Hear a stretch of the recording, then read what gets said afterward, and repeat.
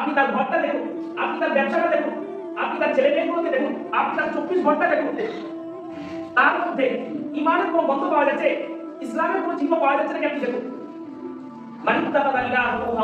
দেখবেন সে তার মনের চাহিদাকে, সে তার মনের আকাঙ্ক্ষাকে, সে তার মনের খেয়াল খুশিকে খোদা বানিয়ে দিয়েছে। আপনি জিজ্ঞাসা করুন, যুবক তোমাকে সারাদিনে এক অক্ত মসজিদে দেখা যায় না কেন? সে বলবে আমার ইচ্ছা, আমাকে ভালো লাগে নামাজ পড়তে, এটা আমার ইচ্ছা। যুবক তুমি দাঁড়িয়ে পেচ্ছাপ করো কেন? আমার ইচ্ছা। তুমি হাফ প্যান্ট করো কেন? আমার ইচ্ছা। তুমি সারাদিন মোবাইলে গেম খেলো কেন? আমার ইচ্ছা।